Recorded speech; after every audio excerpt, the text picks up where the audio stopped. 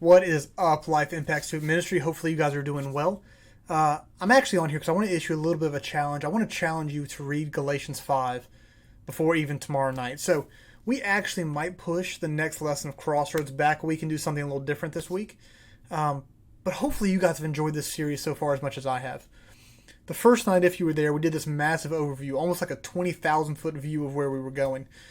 We talked about how direction actually does determine your destination. Every single day you were taking a step in some direction, but is it leading to the destination that you actually want it to? Do you actually think about the destination you're heading towards? We talked about scars that can come from heading in the wrong direction, even if you come back later. We talked about a lot of stuff. We talked about our goals for the series as a whole. We talked about the passage from Proverbs, trust in the Lord with all your heart, lean not on your own understanding.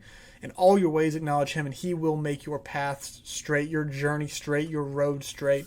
And that's kind of our overarching verse as we go through this series. Last week, we talked about an individual crossroads that we face every time we're presented with the gospel. That there is a narrow road that's difficult to walk, that it doesn't have many people on it, but ultimately that it leads to life. But there's also a wide road, which has a lot of people on it. This is very easy to walk. It's natural to walk. And yet it's leading to the destination of destruction. And I hope for you guys, it was a good time of evaluation of where am I actually walking? Who am I walking with? And maybe even am I walking in the direction that's leading to the destination that I want to get to? But all that being said, hopefully you guys have enjoyed the series.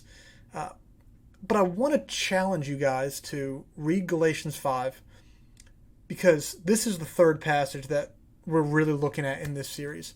I want to highlight specifically the part we're going to be looking at. It's Galatians 5, 16 through 26. And we're going to see this crossroads of you have a choice to walk in the Spirit or walk in the flesh. We talked about the narrow road versus the wide road. And this is literally the same picture.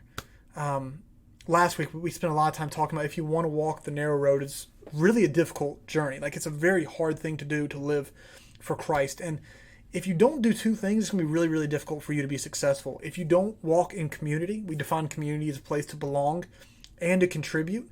If you don't walk in community, you're probably going to fail. You're probably going to fall on your face, you're going to give up, and you're going to start heading back down the wide road. But we also talked about if you want to be successful in following Christ and walking on the narrow road, why would you not want to be discipled? Someone who's walked farther than you and can help you walk. So we talked about you need to be in community if you want to walk well down the narrow road, and you need to be discipled if you want to walk well down the narrow road. But there's a third piece, because you actually can't walk down the narrow road on your own. If you are going to do it, you have to do it in the power of the Spirit. So this is where we're actually going to be probably for the rest of this series, at least for the next 8 or 9 weeks, talking about what does it look like to walk in the power of the Spirit versus walking in the lust of the flesh or the desire of the flesh or even the power of the flesh. So let me read this one piece of Galatians 5. I hope you'll read the whole thing because it's an incredibly powerful book.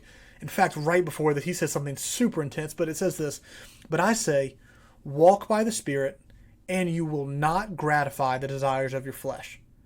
Like, listen to the crossroads dynamic of that phrase. They are drastically different from one another. So you know what? I'm not going to read the whole thing because y'all going to hear me preach on this later anyways, and I don't want to spoil where I'm going with it. But I encourage you to at least read these 10 verses, dwell on them, think about them so you are engaged by the time we get to Wednesday night. And whether it's this week or next week, I think this is going to be a great passage that's going to help change your perspective and hopefully change your life as you pursue Christ. Love you guys. Constantly praying for you all. If you need anything from me, feel free to hit me up. Super blessed to be your youth pastor. See y'all tomorrow.